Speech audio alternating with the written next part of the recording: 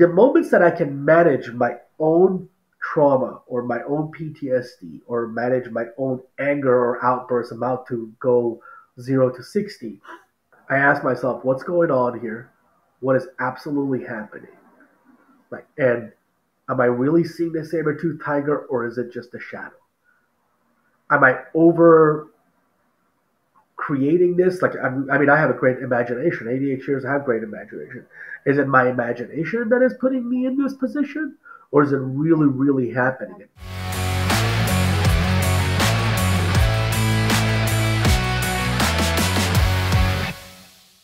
Hello and welcome to the Mindset and Self-Mastery Show. I'm your host, Nick McGowan, and today on the show, I've got Roos. Roos, what's going on, man? How you doing? I'm doing great. Thank you very much. It's good. I'm excited for you to be here. I know we connected a few minutes before we hit record on this, and there's a lot of stuff we're going to be able to get into. Trauma, leaving corporate America, starting your own business, freaking out at times about how the hell am I going to take care of all the employees, contractors, how are we going to keep the roof on, all that fun stuff, I guess we can say. But hey, man, why don't you kick us off? Tell us what you do for a living and what's one thing that most people don't know about you that's maybe a little odd or bizarre. Okay, so my name is Roos. I'm an ADHD coach, and I started this practice with my wife. I kind of piggybacked on what she was doing. She was doing therapy. The name of the practice was called Heal and Thrive Psychotherapy, and then I decided to kind of say, hey, can I join you? Because I had a vision, and she was running just the practice just to keep the lights going, and so we joined together and we started this program. As far as something that a lot of people don't know about me, I don't know. I mean, I'm a very open book person. I always share everything with everyone. But you know what? Maybe not a lot. I mean, I think it's the close ones know that I have a very bad temper. Like yeah, like it's a very hard for me. Like I I do my best to clean a good face and keep a good face in front of my clients and outside. But if I lose it, God forbid, it's so that's one thing. Anger management. I've been working on anger management for a long time. I would love to say you're all alone in that. You're the only fucking person in the entire world that deals with that. Man. But you're definitely not. No, I'm sure there are people that are listening to this as they're listening to the episode going, fuck, I know I deal with this too. And how do you not go off, and get crazy at times? And you and I both know that there's typically trauma that's involved with that. There are triggers that are involved with that. There are deep things that are involved with that. But then there are also things that are outside of that are just sometimes hard to wrap your head around, that can get you angry or upset. And then if you've been working on that for a long time, might be a really good spot for us to be able to kick into the rest of this, because I want to get into the journey that you've had and all, but that's something I think that really ties into how you manage your mindset and daily disciplines that you set up. Because if you just went crazy and just were angry all the time, you'd have health problems constantly. You probably wouldn't be married any longer. You wouldn't have a business. There'd be a lot of stuff that happens. And I'm sure some of that is fears, but let's get into that. Was that something that you realized as a kid that you had some anger problems, or have you been able to pinpoint that, look, this really ties back to some traumatic situation that happened or something like that? Yeah. So now that you mentioned it, I'm a visual guy, right? So I'm gonna close my eyes, but I'm like, man, let the memory pass by. When did the anger start? And I remember, when my wife and we were dating, I wanted to impress my mom, I went and got an anger management book. I've never had those backlashes that it broke stuff, and yeah, I might break my own thing and stuff like that. But I come from a family that anger was taken very easily out on me. I'm an ADHD kid, still a kid at 45, but it's been very triggering a lot of times, because I look at where a lot of this came from, and again, not blaming, but the society that I grew up around, the culture that I grew up during the war in Iran, right? So the revolution, the war, you grow up around teachers that are like, they just serve, they're dealing with their PTSD, and then you come into class. A lot has happened, but a lot of this is like, I picked up from parents and the outside, right? And it unfortunately became a coping mechanism that I've lived with. As far as managing it, it's, with having ADHD, it's very hard to manage impulsivity and my anger, my anger management. When it comes to mine right now, I keep saying anger management. Wasn't that the movie Adam Sandler and the guy I forgot Yeah. who he did? Yeah. What's his name? And who else was in that? Was that Nicholson. De Niro or Jack No, Nicholson or Jack something? Nicholson. Jack Okay. Nicholson. Yeah.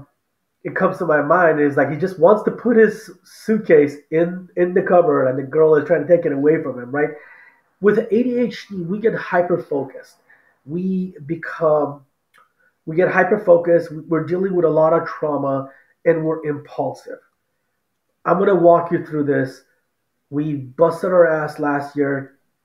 We did a couple of trips, and when it was around December, my wife was like, "We need to go on a trip." But I'm like, "Honey, we just came back from Europe in the summer. Like, we don't have. Like, we need to go out on a trip," because she could see that I was burning, right? Like I was burned out, and I'm like, "No." She's like, "I don't care if I have to like take money out of my savings and stuff like that. We're doing it."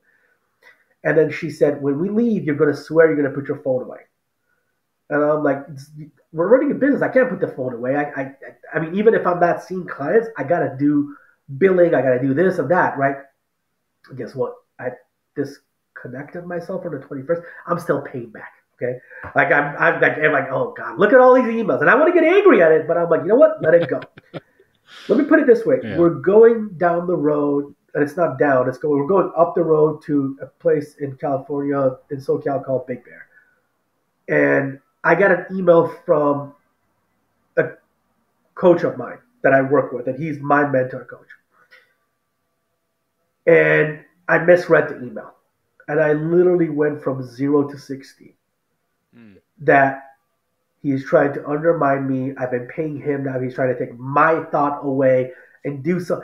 Right? It's that trauma, right?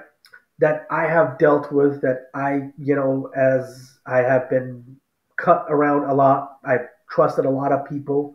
Again, it's an ADHD trait. We trust very easily. We're very, fast people. We trust very easily. We fall in love easily, and then we go crazy easily. We lose our, mindset. And in a matter of couple of, let's say, turns on the road, literally, figuratively speaking, I was seeing that the business was about to go down, and I was going to lose the business, and all hell was about to break loose. Mm.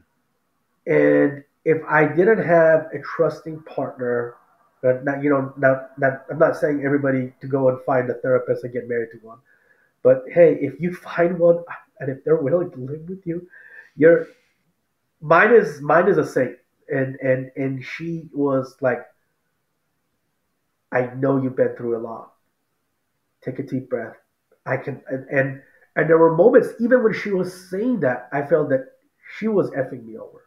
I'm like, "How dare you're letting go of me and you're taking that guy's side?" And she's like, "What are you talking about?" But that is that's the level of trauma that I've grew up with.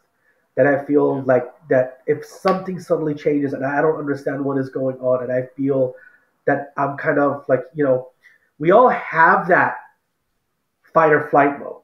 In my thought and my understanding of ADHD and me as a coach, I tell my clients our fight or flight mode is always on. We're always in that SOS, amygdala getting hijacked. We're always in that, and we don't know how to regulate our emotions, right? So you don't need to have a saber-toothed tiger. That's what my ancestors were, right? That's where the amygdala, right? If they were supposed to see that woolly mammoth or the saber-toothed tiger, they were supposed to run. I don't. I just need to see a shadow and I start running, right? I see a pattern and I start running. I see an email come late from a client or like that, and it literally takes a couple of hours for me, like seconds, to go up. And if I can let it go and not let it fester and like, I don't ruminate on it a lot, it'll take 30 minutes after that to drop down. There are a lot of people that go through this shit that don't really want to talk about it. Um, and we're close enough in age. I'm 39. I think we as people, at least people our age, kind of have joked like if you were an 80s kid, you were used to shit being thrown at you. You were just used to things being yelled or thrown, and it was normal. I remember making jokes with friends in high school, like, oh, yeah, my mom went crazy and threw the remote at me. And then she tried to pick up one of the bar stools. That was a little nuts. And I left the house and blah, blah, blah. Hey, you guys want to go to the mall? Like, it was just fucking normal. It shouldn't be normal. I don't have kids. I'm not going to have kids. And I see the people that have kids and they're like, I'm going to do everything different from what my parents did. But the fucking trauma is still there. It is still there no matter what. And I want to bring this up because people do think that trauma is a thing that you can control, where it's a reflex. It's a reaction that your body has because it's within your body. Just like if you're standing there, like you said about the saber-toothed tiger, most people can't really relate to that, but I always chuckle with that because you think back to the Neanderthals that were like, fuck, this thing's going to eat me. What do I do? Run. But people now, like if you're walking down the street and a buzz whizzed past you at 60 miles an hour, even if you didn't get hit, your body would react like it did. That trauma response, that reflex that just happens. And anger is a part of that. So think back to those situations. And in some ways, I don't know if it really matters what had happened before. It's what you do with it now, how you process through it, and how you relate and how you tie to it. What you brought up with, like it could take you 30 minutes, it could take you 3 hours or longer to be able to actually simmer down, kind of work through it. I think there are so many people that really don't want to be honest and they don't want to talk about that. Something could happen at 8:30 in the morning on their way to the office. By 2 o'clock in the afternoon, they're still fucking pissed. By the time they get home, wife's like, hey, honey, how was work? Fuck off. Or, or they just give some sort of vibe of like, I don't even want to be here because they're still just reeling with that.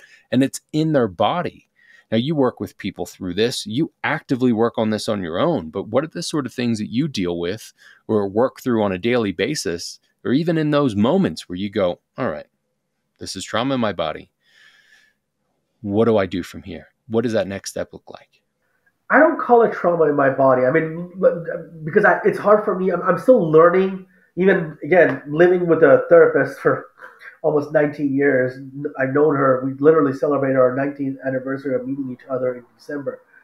And I still don't call it PTSD or trauma because to me, PTSD, again, I grew up during the war in Iran and I came to the States and I went back. And I remember having teachers that they went to war, just like the veterans of the United States. I'm not comparing, two different countries. I don't want anybody to come back and, just send hate messages. But I'm talking about a person that served. You serve, and I served myself for 6 months back then in Iran, not during the war. But you serve, you come back, and you're trying to live a normal life.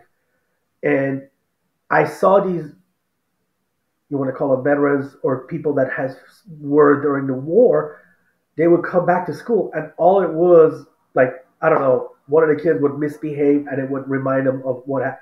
And this person would that's what PTSD registered for me, right? Is that PTSD for me was always, and then when my wife was like a lot of times like, hey, this is PTSD, this is trauma. I'm like, what do you mean trauma? Trauma is like, that's what like, level, that's what registered for me. And I am learning a lot more. Like you're like about kids. You're talking about. It takes a lot of work because you grew up around a narcissistic parent. You grew up around a person that, first off, nothing. My mom, she left us. You know, 2017. She passed on, and but my dad is still around. I don't go blaming him, but I look at him and I'm like, hey, I forgive you as much as I can. But here's the thing. Kids don't come with manuals. I'm not saying them hitting, yelling, screaming running around with a knife after you, trying to have you calm down because that was the first thing that came into their mind. We have to remember what kind of shit they went through that they're acting like this. But for me as a parent, but for me as a person that has been screwed over in the business, or I trusted someone and they effed me up, and I'm trying to rebuild that trust or rework around it.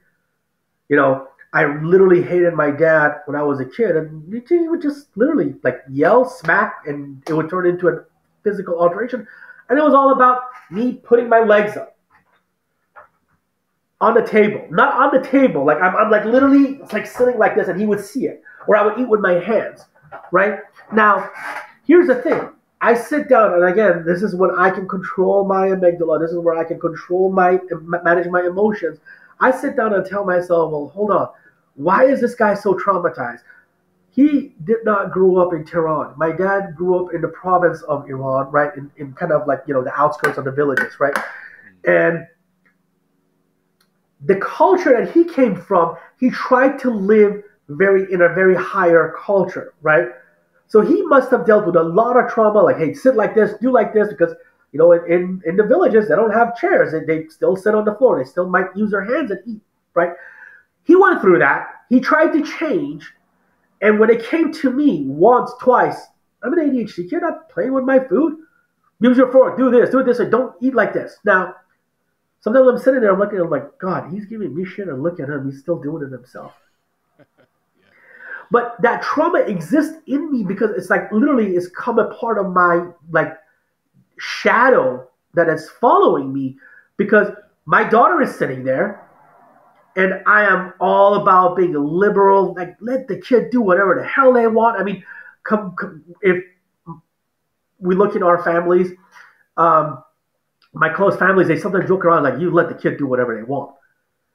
But they don't know the amount of hardship that I go through when I either pause or I yell and then I have to run back and say, you know what, sweetheart, I didn't mean that. That's not what I was trying to do. It's like, and I don't want to blame it on my dad. I was like, hey, my dad did it to me, so I'm doing it. But there's moments that, she's doing something and I'm like, and then I'm like, you know what? No, we made this promise that you'll go chop your whole hand off before you'll ever lay your hand on another being. But it's very hard. I can imagine it's got to be extremely difficult, especially, and when you think about the stuff that parents have gone through, it's really hard as a kid to be like, maybe my mom or dad isn't really upset with me, but maybe it's trauma.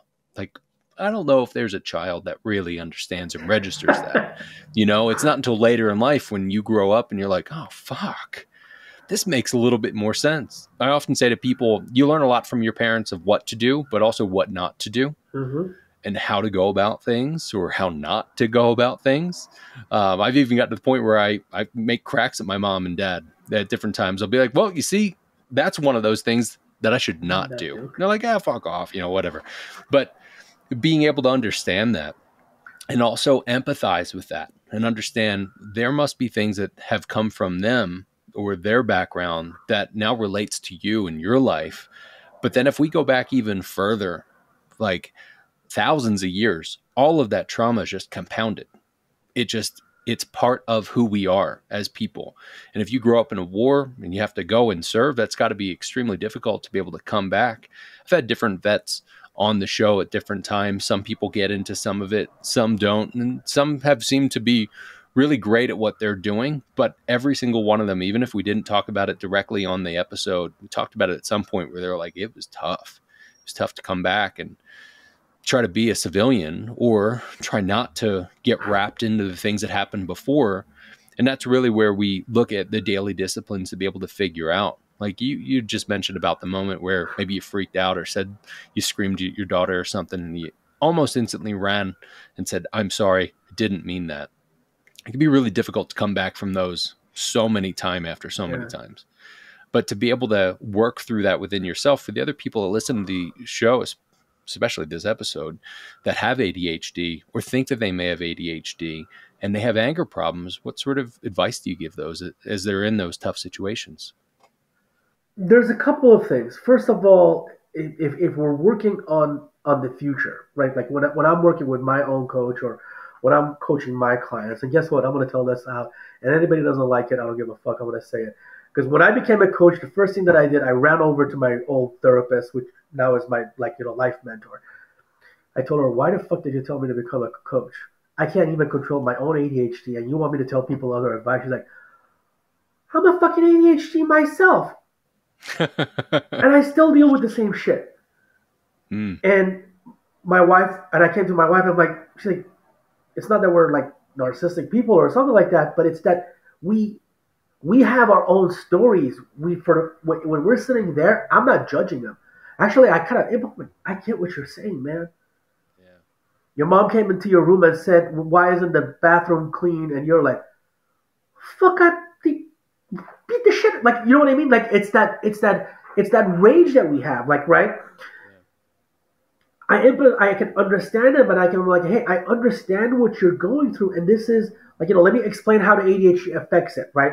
But to answer your question, what I do or what I try to do is during the moment, I have become very good at, and this is kind of like I don't know if you saw I'm a little bit into Star Wars, not a big fan, so don't ask me hard questions, but I've learned to become a better ADHD in my life as kind of like in my path. I would say I'm like, I probably graduated from Padawan into a Jedi or a semi Jedi right now because I have learned to feel it in my body, right? Like when I get stressed out, when I become overwhelmed, I can feel it in my chest. I can feel it in my neck. I will start feeling a disharmony in my body. I'm not because just I live in California. We're liberal out here, man. I'm not into kumbaya and shit like that. But I'm being honest with you. If you start looking into like, because I tell people like, look, when you're hungry, you feel it in your body, right? You feel the stomach starts growling, and you go and get food. When you're thirsty, you do the same thing. If you're thirsty, you're not going to go take a shower because there's water right next to it. It doesn't make any sense, right? Or when your hand is bleeding, you're not just going to go and eat food. You're going to go take care of the pain. So we need to start learning, where is this pain showing up in my body? What am I really doing here?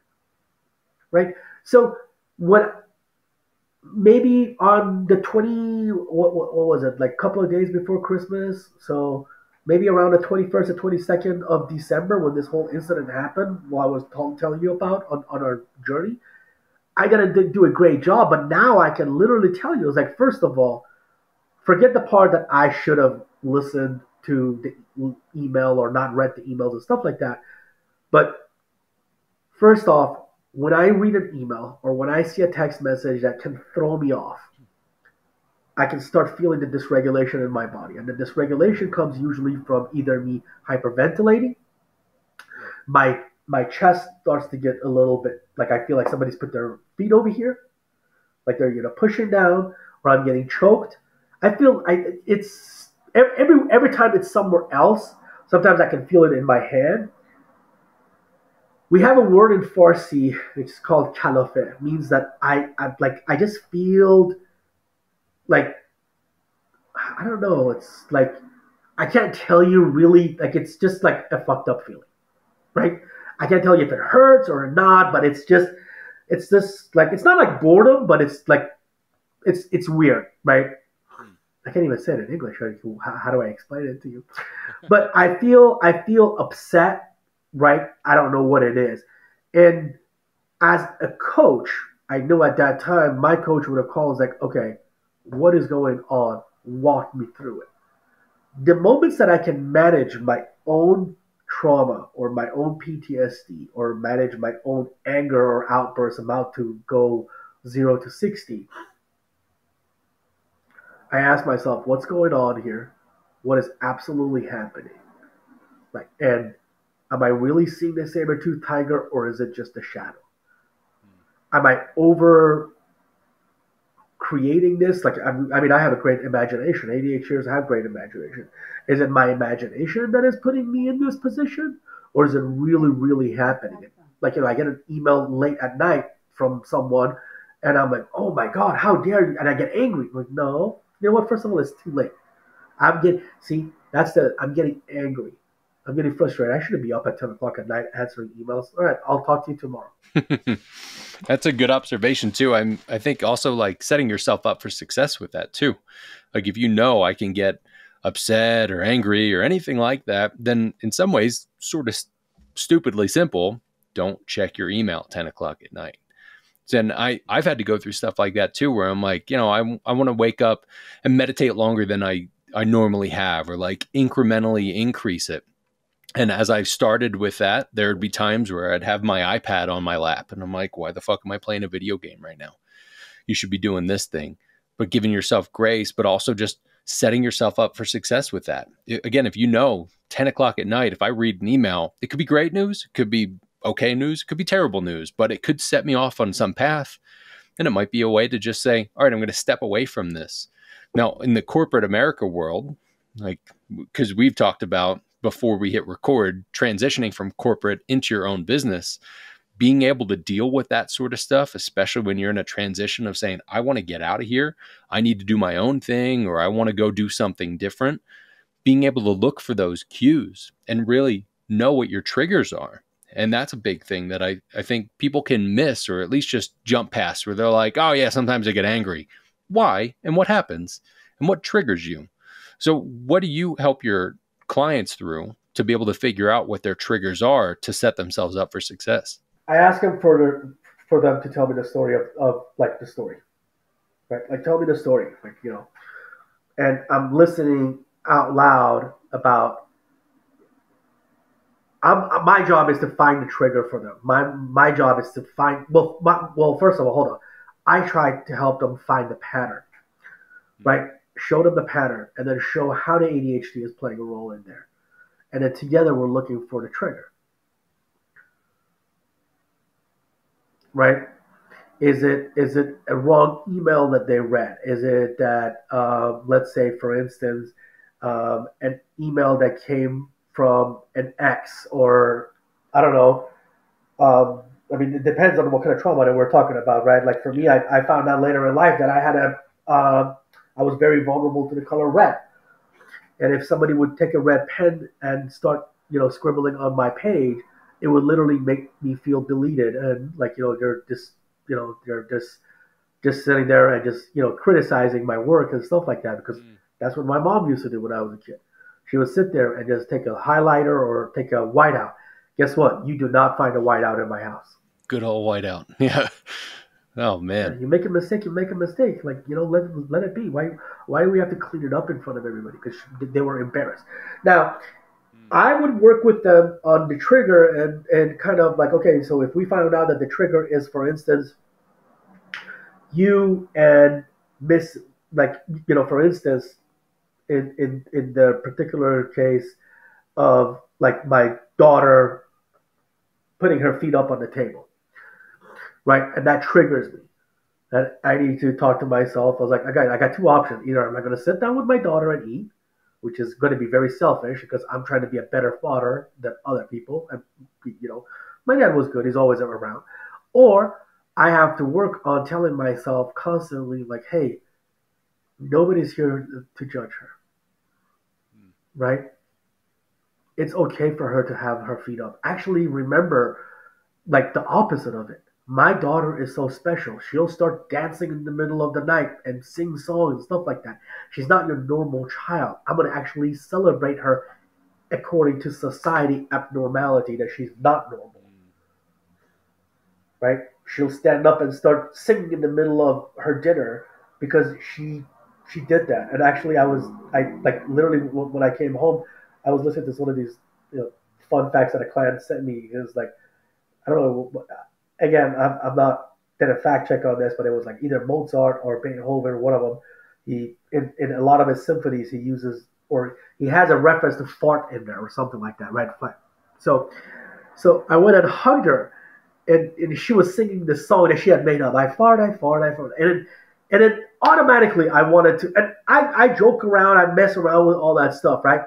Automatically, I have to a lot of times remember I'm not my dad. I don't have to be embarrassed of what my daughter does in front of them because they come from a different culture and they criticize me because now I'm the bad parent not telling my daughter not to use the word fart in front of the relatives or friends, right? So I went and grabbed her and I said, you know what? I love the way that you sing. And this kid is like, why, Dad? And I'm like, guess what? You know who Mozart is? She's like, yeah, you brought me the chocolates from Austria. I'm like, yeah. Did you know that all his songs were about farts? And then the next moment, I go upstairs and I come down. My wife is like, she's talking to Alexa on Amazon asking about Mozart songs about fart. Oh, it's too good. Yeah, yeah, my Alexa is going off on the back. And now, see, I have learned. Now, again, I'm not the best parent, but learning around this, right? To embrace her uniqueness. That this kid is so unique, right? Like another trauma for me was I was always criticized. I felt criticized because as a kid, I always liked to take stuff apart, right? I didn't have that many perfect toys. So at the age of 35, I started collecting all of my GI Joes from my childhood, either what my parents could not afford or I had broken and stuff like that. Okay, I went through a midlife crisis. I'm selling all of them right now. Shitload sitting in my room. They're all boxed up, ready to go. I plug in to anybody wants my GI Joe. All joking aside, but a couple of years ago, I literally went to Disney. I bought my daughter this expensive Cinderella, and we were giving it to her for Christmas. And my dad looks at her, and she's like, "Huh, just like her dad, likes to tear stuff apart, won't even enjoy it for 2 seconds." I felt so embarrassed, and then my wife came back and says, "Actually, she's unique because she likes to see what's the difference." But he took the clothes off. He's like, "She wants to explore," but he ripped the hair off. She wants to become a barber. Dude, Beethoven would not have been Beethoven, or like, Mozart would not have been a Mozart if we didn't allow them to explore those stuff, right? My own past trauma a lot of times stops me from allowing this kid to get where you want. I know you and I were supposed to talk about business, but let me go down the road of business. Is if I don't stop myself from getting into those moments that I'm like, oh God, I'm about to make this mistake and it's going to cost me this. And I'm like, you know what? Hold on. Let's look at the real facts about this, right? First off, the best thing that I think I've done in my life is to work for myself. A couple of last week when I had that whole episode, I said, I'll go back to normal work. I'm like, what the fuck am I going to do? There's no way I can go and work for someone else. There's no way. And actually, I embraced that because my whole trigger was I don't want to go work for someone else. I felt that I'm losing my business and I have to go work for someone else. So second thing I have to remind myself is that quick, okay, how am I doing financially? How much reserve do I have? How many clients? All right, everything is fine. Assurance, right? Someone that is feeling PTSD, someone that is feeling all out of sync, they have to be assured. And sometimes I don't need to hear it from other people. I need people to help me see it by asking me the questions, not telling me. Don't tell me I'm a good coach. Help me remind me I'm a good coach. Sometimes all it takes is like my wife is like, hey, look at this text that you got a couple of months ago from a client. And I read that and I just like, oh, shit, yeah, okay. You're right. I made a mistake. Perspective. I mean, yeah. what a simple yet large concept, because when you have that and that brings you back to a base, then you're able to build from there. I keep thinking about the parental trauma and the things that, like, your parents, it sounds like your dad specifically wanted you to have a better life than he did. So he felt like maybe he needs to be a little stronger on things or more difficult or whatever. And that all comes from trauma. There's no other way around that. That's just trauma. And then that continues to open up for you and be able to show you what to do or what not to do. And for you to be able to have that conversation, and especially for your wife to be able to have that conversation with your dad about your daughter, there's progress that's happening there. But there's things that your daughter's looking at with you that she's learning. And you know that, you're having those conversations with her. She's also having her own journey. And we all get to be able to make those decisions to figure out, how do I do this differently? Or how do I take that thing? Like, I really enjoyed what my dad said here, and that was great. I'm going to take that and absolve that, or take that thing and say that I'm a piece of shit for the rest of my life. It's on us to be able to figure that out and walk through that. So kind of along those lines, what sort of advice would you give to somebody that's on their path towards self-mastery? First off, getting help and reaching out for help is not easy. I understand that. And I tell everyone that they make a call or they reach out. And I said, you've taken the biggest step. Because in the big words of Tony Robbins, 98% of the people don't have the courage to work on self-development. You being part of this conference, in his words, you're part of the 2%. I tell people you're more than part of the 2% because those numbers drop. ADHDers are only 26% of the ADHD population that have been correctly diagnosed. Out of that 26%, a lot of us are scared to come out and ask for help or don't know where to go and ask for help. So whether it's ADHD or any other mental health kind of crisis that you're going through, go out and ask for help. There's help. There's going to be someone out there that can help, right? Don't get intimidated with the cost. You can ask for help. We're here to, I provide sliding scale and help stuff, right? And the biggest thing is remembering that this is like a long road to recovery. It's not going to be done right away. You might see some wins quickly, which is usually great, and there's going to be those dark moments, and you're like, I thought I was cured, and I'm like, stop. You're a coach. You read so many books. I know I told you I don't read that much, but the ones that I read, there is no cure for this. I'm born like this. This is the way my brain is, and this is how I got to deal with it. It can be difficult to start no matter what, but it's like a simple law of physics in a sense of just momentum. You start and then you continue to keep moving. And you and I both know that as you continue on that path, it's not always fucking easy. Not always fucking easy. And sometimes it's really, really difficult to be able to dig into that tough work. But having a coach or having a therapist or some sort of accountability partner that can help you through that and help to be able to point things out. Like, hey, there's a trauma there, or I can see that you react this sort of way, can help keep you moving along. So we don't do this all by ourselves, but it starts with us doing that. Man, I appreciate you being on today. I appreciate you sharing all the wisdom that you've shared. Before I let you go, where can people find you and where can they connect with you? You can find me on our website. It's called Heal, HEAL-THRIVE.com, heal-thrive. Or you can find me on Instagram. I removed my Instagram off of my phone because I was too addicted to it before Christmas. So it's one of my New Year's thing is like, if I need it, I'm going to go on my laptop. I'll do my posts and stuff like that. But I believe it's ADHD Coach Roozbeh. But Googling my name will definitely bring me up. Our name of our program is called Heal and Thrive Psychotherapy and Coaching.